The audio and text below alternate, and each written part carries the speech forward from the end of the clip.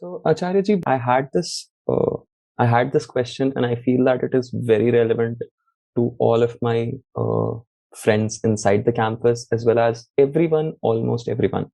We encounter these nodes, in the path of our life where we have to take decisions. Now, a majority of us have a lot of duties associated with our life, and these duties also come with some demands associated to how we should. What was that word? A lot of us have. A lot of us have duties associated, or say responsibilities. Okay. In essence, say right now I'm a student as well as I am a son. So these are multiple duties, and this comes, there comes decision nodes where the decision that we are making is actually conflicting based on the duties. Like, should I act as a student here, or should I act as a son here? And this is something that I feel is very important about us, that we need to learn how do we prioritize these duties. In essence, if we have to summarize this thing, this is called a dharma sankat, where you have multiple conflicting dharmas or duties and you have to take one. So how exactly do we prioritize this? Right. May I know your name, please? Sorry, I missed. Devang Upadhyay. Devang. Right, Devang. Devang, duty is something you do. Responsibility is something you take seriously, you carry. So your duties are related to who you are. Responsibility is something you bear. These are things that you do, right? You say, I'm bearing my responsibilities. I'm right now in the line of duty. So this is something that you do, right? No, the basics, the absolute basics. Why must one do anything? Why are you right now talking to me? Why am I right now responding to you? Why do we study? Why do we eat? Why do we play? Why do we sleep? Why do we do anything? Why do we travel? Why do we shop? Why do we marry? Why do we earn?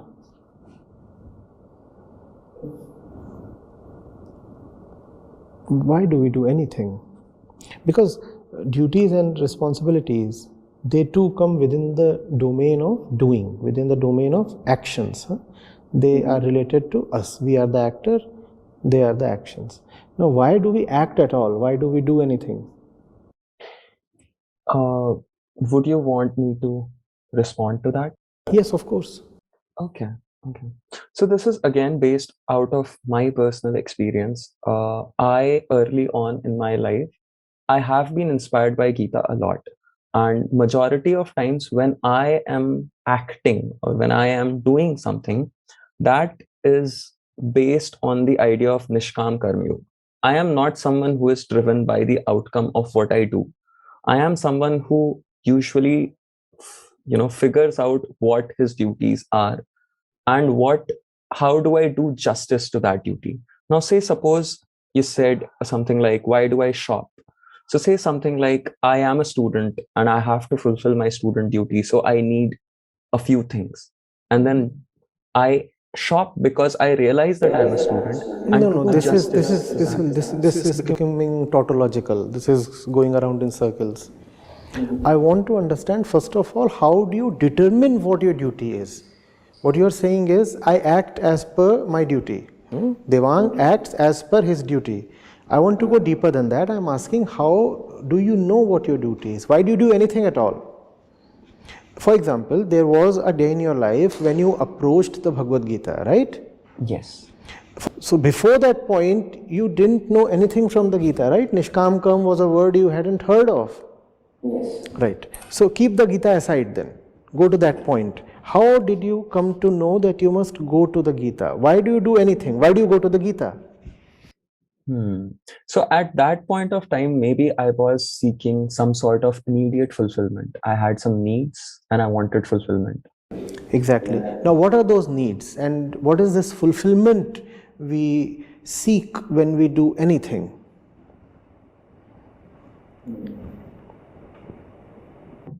This would chain down to us discussing like how do we figure out our needs properly, maybe. Uh, I right now I'm taking this as you're asking what are these needs or how these are developed. How they develop and all that. I'm not going to the academics of them. I want to keep it extremely grounded. Why do you do anything? Why does anybody do anything? You said there are certain needs that ask for fulfillment, right?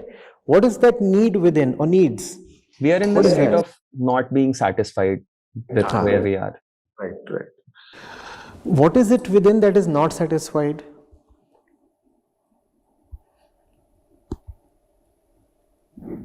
They may be related to physicality, they may be related to emotional, but there is unsatisfaction related to wherever we are. Suppose, say, I am unhappy at the moment.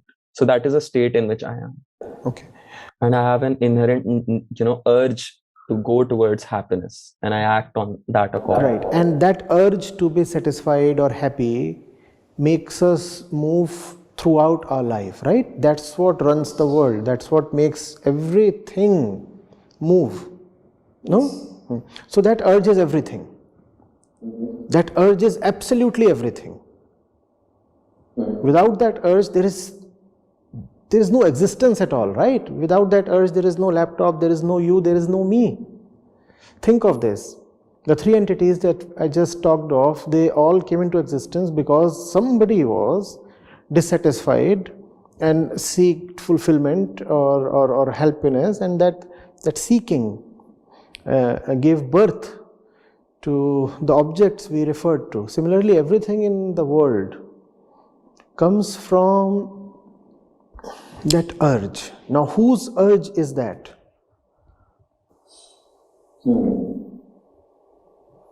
Maybe again, I am unable to answer this question because the information or the answer that is coming to my mind is derived from Gita, and you said keep it aside. But I personally feel that there is the urge is not related to physicality or mentality. That urge or any longingness that we have is something that is derived from Atma.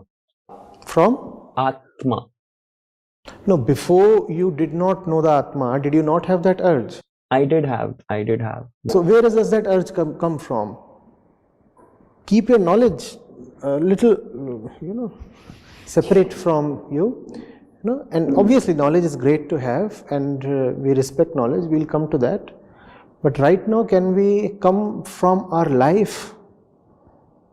Okay. Usually it's either due to the past experiences or the observations that we are making. No, we said, who is having that urge? The past experiences are there. To whom? Right here, like in this context, Devang is having that urge. Now, who is Devang? Okay.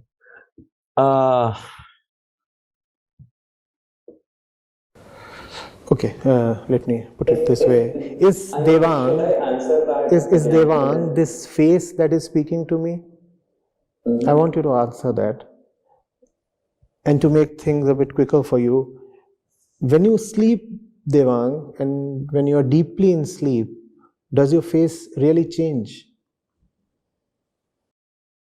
It does age, it does show some sort of emotions, maybe. Some sort of emotions, right? But more or less it remains the same. The weight of the body remains the same, and in fact the face remains so much the same even in the sleeping state that a person in the waking state can pretend to be asleep.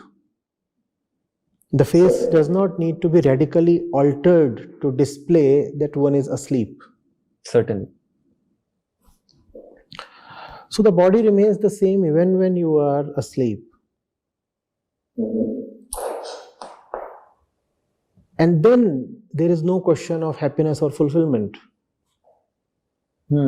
Yes. I'm talking of good sound sleep where you are not even dreaming of fulfillment.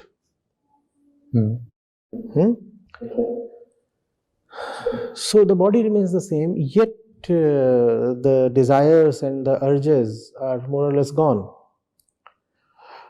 As soon as you wake up, again those desires pop up, and they start pushing you around and making you run around to get this, get that, achieve this or leave this, reach somewhere, be somebody. Those things start happening. So whose desires are those? They are related. These desires are somehow related to this identity that I have created around, And when you are asleep, then you are no more Devang, right? in a manner. Yeah. When you are asleep, then there is no Devang at all. The moment you wake up, there is Devang and there are desires. I feel that when, so if there is this form of energy that I have in my brain, No, when forget. We do not know. We do not know whether there is any energy in the brain. We'll only talk of what we really know of. We'll only talk of what we really know of. We'll not depend on knowledge coming from others. I feel that when I'm asleep, I personally feel that I am trying to manifest my desires in my dreams. I'm talking of sound sleep when even dreams are not there. Yeah, we can say that over there is no there. So there is no devang, there is no desires. Something changes between the sleeping state and the waking state, and devang, with all his urges and desires, comes into existence. What changes between the sleeping state and the waking state?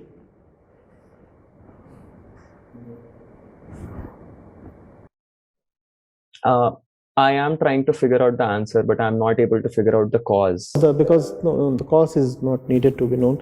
The answer is so obvious, just what you call as the quality of your consciousness. How aware we are. Yeah. You are not conscious when you are asleep. Okay, yes. When you are awake, then you have a certain state of consciousness. And this consciousness is always desirous. This consciousness is Devang, and this consciousness is a continuous urge to seek, to change, to be better. Okay. And this consciousness is Devang. Okay. So that appears like who we are. Agreed. Right. If that's who I am, and I keep on doing things continuously, then obviously those actions must be of some value to me if I am to do those things, right? Because who am I? I am somebody unfulfilled. So obviously I need some betterment. I need some respite. I'm continuously kind of suffering within because I'm unfulfilled. So I want betterment. It is with the purpose of betterment that I do what I do. So we keep doing things continuously, and all those things that we do are for the sake of betterment of consciousness. Agreed. Now, those things include duties and responsibilities. Yes. So that tells you how one should assess his real duties. Your real duty is that which elevates, cleans, purifies your consciousness. All else is trivia. All else can be kept aside, even if it has taken the name of responsibility or whatever, kartavya, even if it appears like a dharma sankat to you. Okay. That elevation of consciousness, because you have been continuously referring to the Gita, is also what is reflected when Krishna says, keep aside all your dharmas and come only to me. Mamekam sharanam vraj. Nothing else matters. You are a suffering, crying mass of consciousness, and all it wants is fulfillment. That fulfillment is known in Gita by the name of Krishna. Krishna is not a person, Krishna is not a concept, Krishna is just your own destination. You are unfulfilled consciousness seeking fulfillment. That point of fulfillment is Krishna. So that's the litmus test. That's the sole criteria. Doesn't matter whether you are a student or a son or this or that, and all the identities that you wear will impose certain responsibilities on you. Even if you wear the thinnest identity, let's say you are in an elevator, you still carry certain responsibility, even if for those 2 minutes. You are in a shop. Who are you? I'm just a shopper. I've come to buy something, or just window shop. And still it imposes upon you a certain responsibility to act in certain way, to behave in certain way. Wherever you are, you will find that responsibilities will come to you aplenty. How to know then what to do, which responsibility to take up? And also, these responsibilities that come to us are always in conflict with each other. Wherever you are, the world imposes multiple identities upon you, and these identities are not in sync with each other. Right? Your identity as a student is not necessarily congruent to your identity as a son. Your identity as a shopper is not necessarily in sync with your identity as a wisdom seeker, as a reader of the Gita.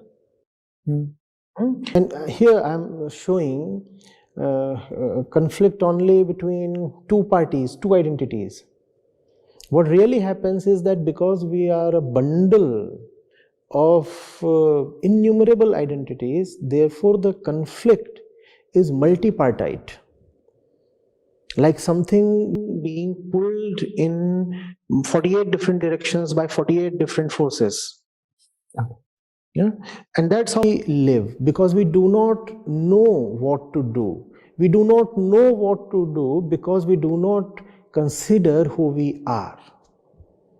We do not want to remember that the consciousness, the mind, is seeking relief from its feverish state, and your only duty is to give it that relief,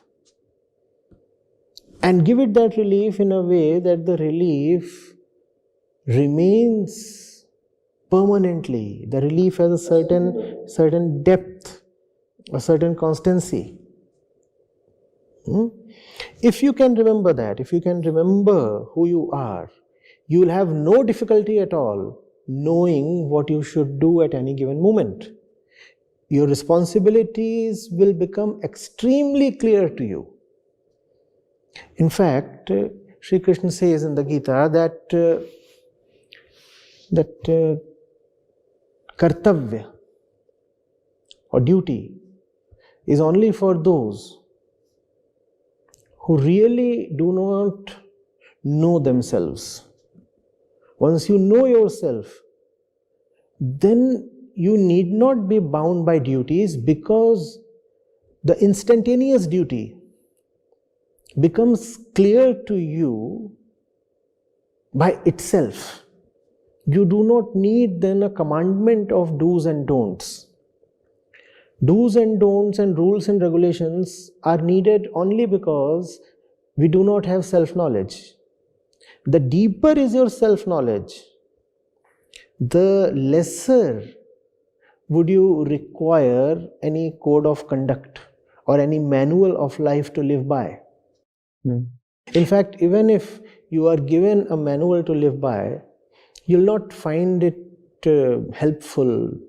In fact, you'll find it difficult to accept that manual.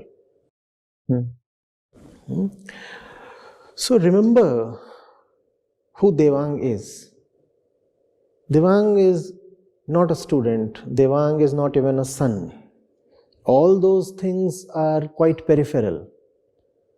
Devang's central identity is his consciousness. In fact, even to say Devang's consciousness is to stray from the truth. It's not Devang's consciousness, it is Devang the consciousness. Devang is a name for that consciousness. You are that consciousness. And that consciousness is impure, trapped, frustrated. That consciousness demands relief. And that is the sole purpose of life.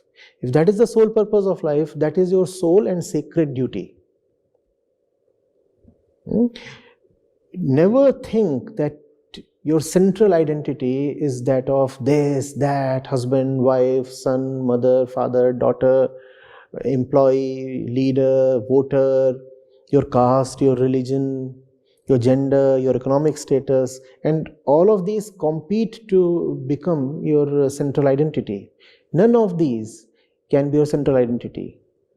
Obviously, for practical purposes, you do say, well, I'm a student, you carry that card, or you display or your age proof, you have your Aadhaar card, and you have so many things, and in some sense they represent your demographic identity. But you must remember that all those things are just vyavharik.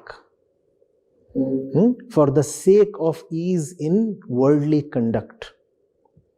They are not existential, they are not real.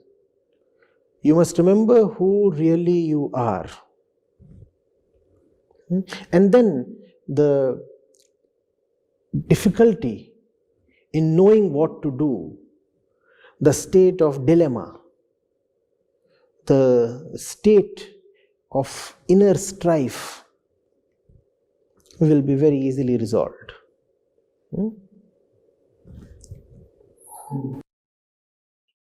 Can I just have a simple, just one thing on the concluding note?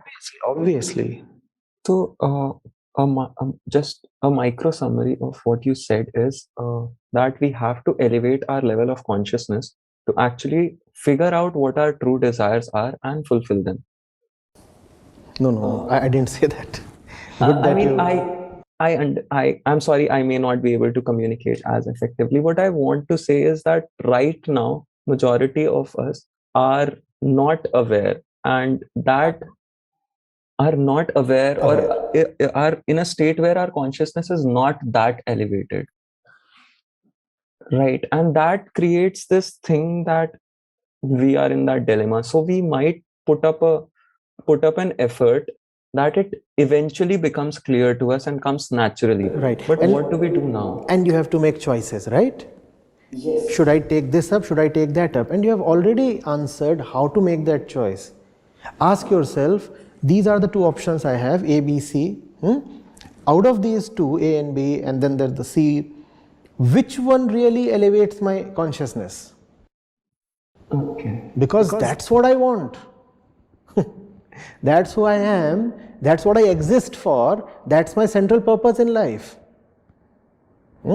I could go to the gym, I could go to the bar, I could read something, I could be with somebody, I could go to a date, or I could simply lie on the bed and snore, or I could spend my time just gossiping and waste the next 2 hours. Whenever these competing choices present themselves, ask which of these choices would cleanse my mind, make me sharper, elevate my consciousness, bring me closer to where I must be. This question must always be present to you. In fact, this is what is called constant remembrance. Nothing else is to be remembered, only this.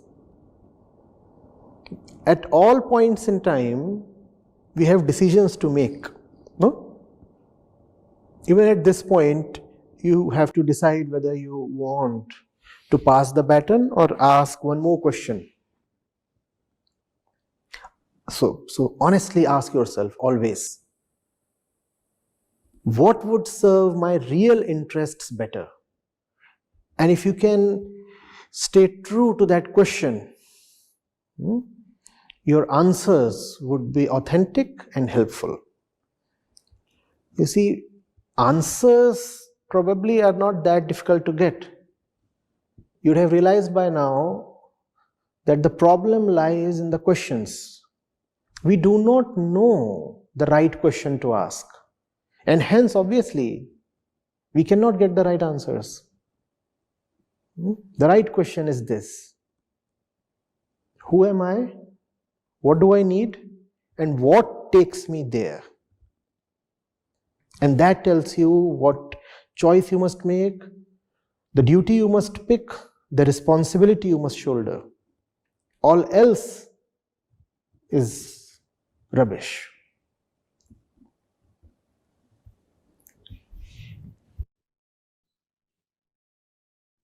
Okay, this makes sense. Yeah.